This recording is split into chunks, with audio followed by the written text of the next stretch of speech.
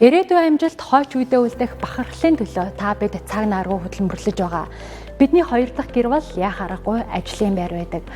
Эндээс бид амжиргаагаа залгуулж ирээдүйн хойч үедээ оруулах хувь нэмэр бүтээлч сэтгэлгээ шин санаагаа ургуулдаг билээ.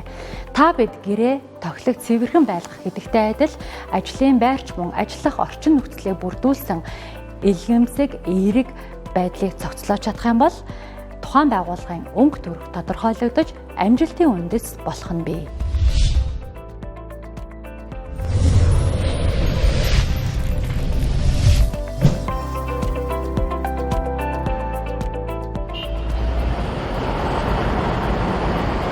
Өөдлөх айл үүднээсэ гэж монголчууд бид ярьдаг. Соёлж боловсон албан газар байгууллагын дотоод соёл тэдний амжилтын үндэс болсон орчинтой танилцах нэвтрүүлгийг цувралаар бэлтгэн үзэж та бүхэнтэйгээ хуваалцахад бэлэн боллоо. Энэ удаагийн дугаарт дундын буюу share office гэж юу хэлдэг, түүний ач холбогдлын талаар та бүхэнтэйгээ хуваалцахад бэлэн боллоо. Стартап терминал бол эдгээр Монголд үйл ажиллагаа явуулдаг 7 дундын офисын нэг юм. Ингээд стартап терминалын үйл ажиллагаатай танилцъя.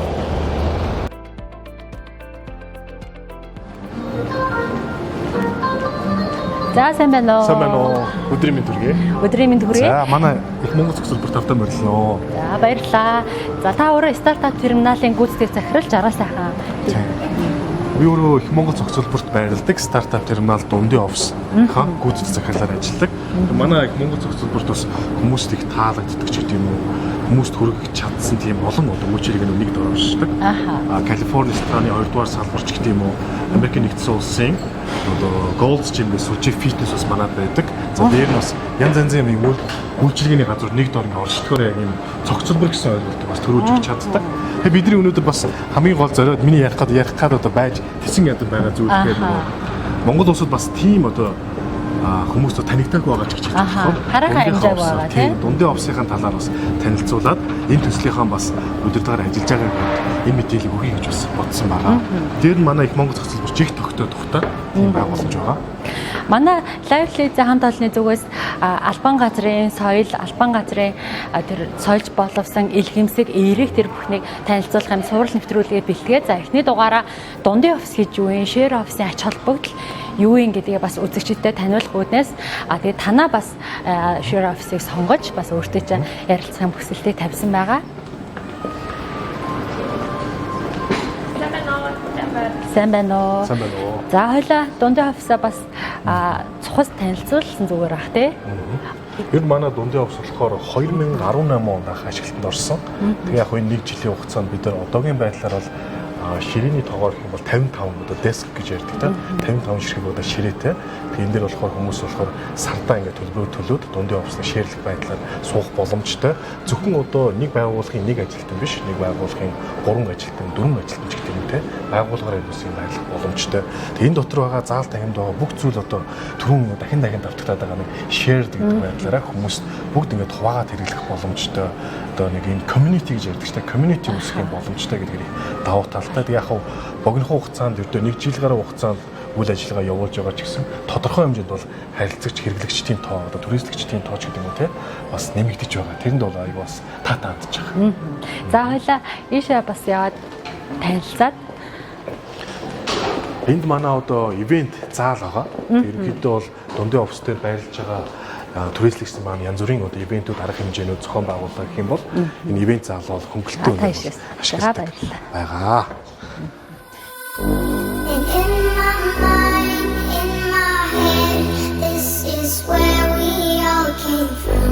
Dreams we had, the love we shared, this is what we're waiting for. And in my mind, in my head, this is where we all came from.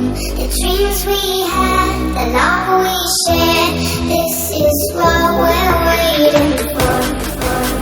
In my mind, in my head, this is where we all come.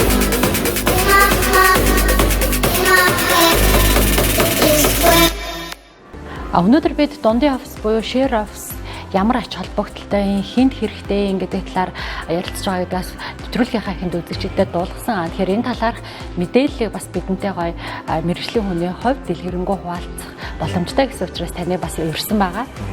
Тэр хоёлаа яриагаа share office гэж яг юу хэлдэг талаараас эхлүүлэл зүгээр ах те. Дундын office гэж яриад байдаг. Энэ маань хизээнээс үүсэлтэй Монголд орж ирээд хэр удаж байгаа. Ер нь яг вэ дундын office гэдэг маань өөрөө дэлхийд анх үүссэн он цаг нэх юм бол ер нь шинэ тулгаар ойлголттой. Яг бүр нарийн хэлэх юм бол 2005 онд Америк нэгдсэн улсын Сан Франциско хотод ер нь Сан Франциско хот хавьд чинь одоо нөгөө Silicon Valley гэдэг одоо захиргаатын юм дээгэл дандаа л IT-ийн чиглэлийн стартап компаниуд тэнд л одоо төгөлдрөшөж бий болсон. Тэгээ энэ цаг үед болохоор бүгдээрээ л одоо гарааны бизнесүүд учраас тийм тусдаа том одоо зохицолборт шиг тийм офс түрээслээд одоо өртөг зардал маш өндөр гардаг учраас аль болох тийм хамтарсан одоо шеэр байдлаар ажиллаа явуулахыг бол зорддог байсан юм билэ. Тэгэхээр ер нь 2005 онд 2006 онд Америк нэгдсэн улсын Сан Франциско хотоос улбаатай тэр одоо co-working буюу энэ дундын офис маань 2016 2015 он гэхэд бол Америк нэгдсэн улсад бол ойролцоогоор 2017 онд 3500 орчим дундын офис байсан гэж ярьдаг. Араас нь болохоор Япон болон Солонгос улсуудад маш их дундын офис байдаг. Азийн улс орнуудад. Тэгээд бүр сүүлд болохоор 16 оноос хойш өнөөдрийн хүртэлх хугацаанд Европын улс орнуудад маш их одоо дундын офисууд хөгжиж өдөө дэлгэрч хүмүүс энэ дундын оффист суух нь илүү одоо бас давуу талтай юм байна гэсэн юм хандлага бол бий болоод байх шиг байгаа. Тэг миний харж байгаагаар. За яг хуу анх дундын оффис яагаад одоо бий болсон бэ гэхээр түрүүн бас хэлсэн. Дээр нь нэгдүгээр бол мэдээж одоо санхүүгийн талаасаа аливаа бизнесийг хэлэх гэж байгаа хүмүүс өртөг зардлаа хэмнэх үүднээс дундын одоо офисыг ашигласан зүв байна гэдгийг бол бозор тооцоолсноос гадна энэ нэг том зүйлийг нь бол зайлшгүй хэл хэрэгтэй нөгөө community гэж яриад байгаа. Community гэдэг маань юу вэ гэхээр маш олон хүмүүсийн одоо энэ хамтаж одоо тэр уур амьсгалыг бол харилцаа холбоог бол одоо бий болгож чаддаараа дундын офис давуу талтай. Энэ дунд ингээд дундын офис сууж байгаа хүмүүсийг харахад одоо тухайн үед ч одоо анх үүсэж хахад дандаа ингээд одоо бие биетэй хэрэгтэй хүмүүс. Гэвч одоо ингээд одоо нэг газар ингээд суугаад ингээд ажлын одоо бүтээмж төрдөггүй ч юм уу. Тэгэхээр одоо яг өөртөө л адилхан одоо нөгөө шижигнсэн одоо юм хийж бүтээе, шинэ одоо бүтээгдэхүүн гаргая, бүтээгдэхүүн үйлчилгээ хүмүүст хүргэе гэсэн тиймэрхүү одоо хүмүүс ингээд зэрэгцээ суухаараа тухайн хин хинийхээ ажил дэнтэй, нэмэртэй байдгаас гадна өөрсдийнхөө одоо өмнө олж харж байгаагүй бизнесийнхаа эрсдэлч гэдэг юм уу те. Тэгээд сул талуудаа олж харах, давуу талуудаа хөгжүүлэгч гэдэг юм уу.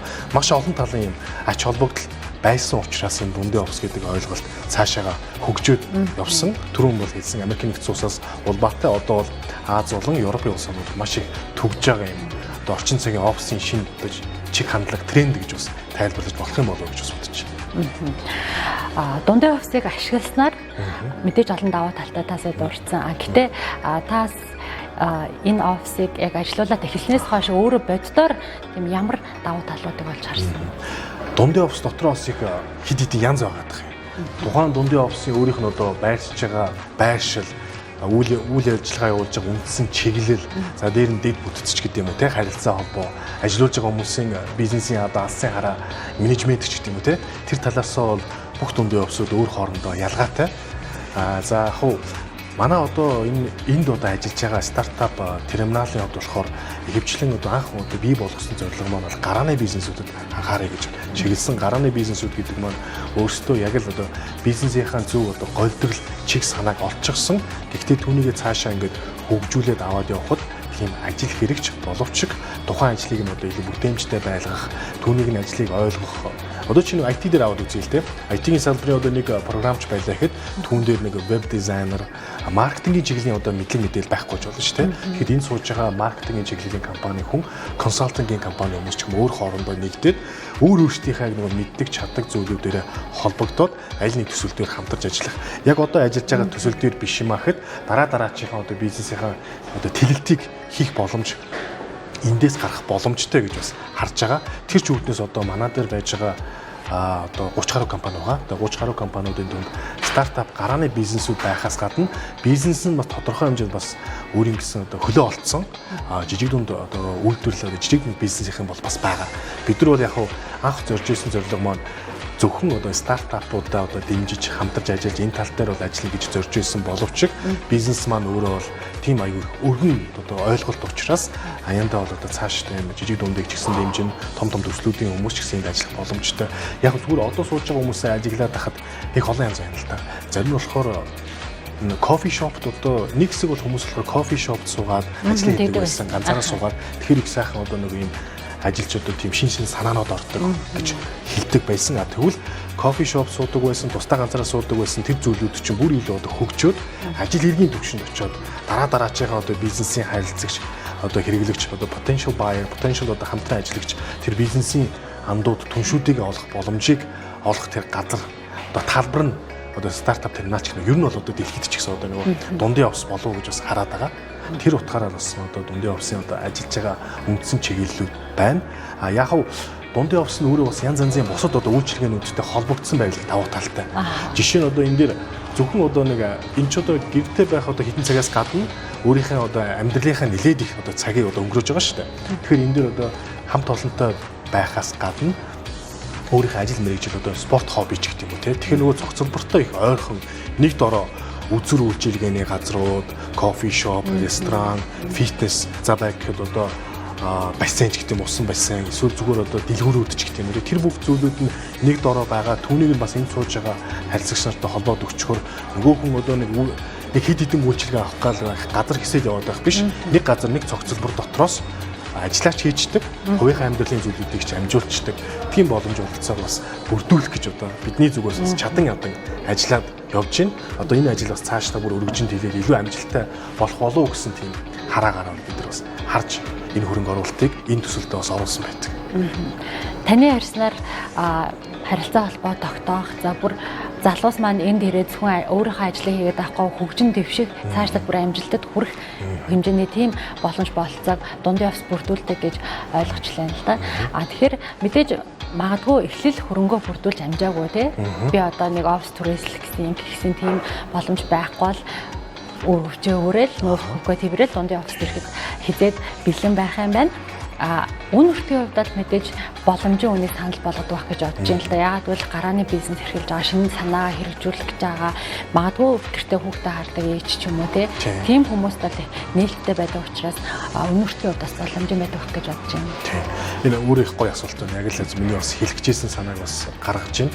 Яг гэхээр манай дундын офс дээр бол нэг бас нэг юм хайрцаглагдсан гэдэг ойлголт байдаг ш. Тийм хайрцагласан зүйл бол байхгүй. Нэг цаг суун уу, нэг өдөр суун уу. Ер нь бол өтөг зардлын хувьд ч гэсэн юм чинь нөгөө бүх ашиглалт нь орцсон интернет үнэгүй, принтер үнэгүй, сканер үнэгүй, нэтворк нь харилцаа холбоо, кофе бүгд одоо тухайн туристтэй орчихсон байдаг учраас үүний хувьд бол яг тарифчны хэлээд яах юм. Гэхдээ тун хямдхан. Би бол хямдхан гэж бас хэлнэ. Аль нэг газар ч гэдэг юм уу ингээд суурин одоо сараар ч гэдэг юм уу том газар ингээд офслоод нэг өрөөнд дотор хязгаарлагдаад ингээд одоо дөрвөн ханаарч гэж ярьдаг шүү дээ. Дөрвөн хан дотор ингээд сууж бодоод сэтгэх нэг өөр зүгээр ийм бас юм задгаа залуусын зөвхөн залуус гэхгүй дээ. Ер нь хүмүүсийн одоо ажлын байрны чиг хандлага өөрчлөгдөж байгаа энэ цаг үед ингэж офслоод үзээч гэж би бас бидний зүгээс санал болгож байгаа. Ерөөсөө одоо стартап терминал дээр ч гэдэг юм уу манай дээр ирээд тодорхой хугацаанд гэрээ байгуулад сууж байгаа харилцагч үйлчлүүлэгч маань энэ дотор зааланд байгаа амар хөрөөч гэдэг юм ашиглаж болох бүх одоо техник тоног төхөөрөмж за дээр нь энэ одоо бидний сууж байгаа ивент заалыг хөнгөлөлттэй үнээр ашиглах хэрэгтэй.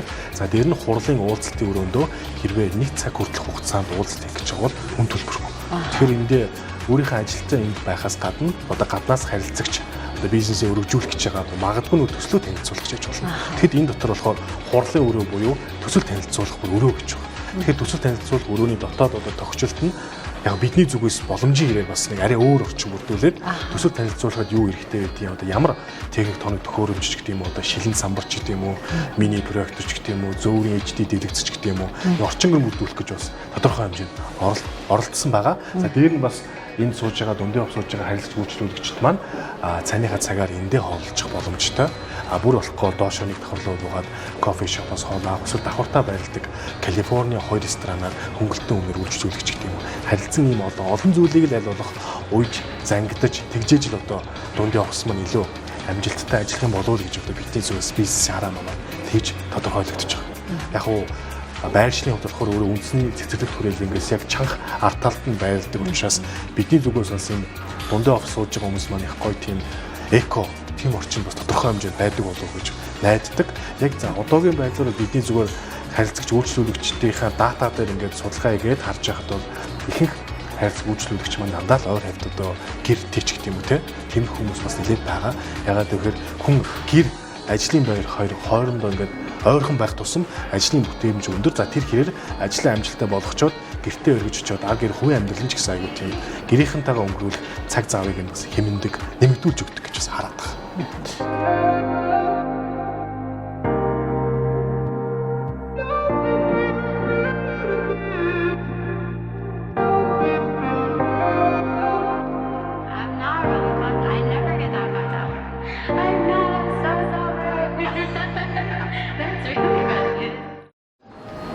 Дэлхийн 100 гаруй оронд 11,000 гаруй дундын офис албан ёсны зөвшөөрөлтөөр үйл ажиллагаагаа явуулдаг. Харин Монгол улсад 10 орчим дундын офис байдгийн нэг нь стартап терминал юм.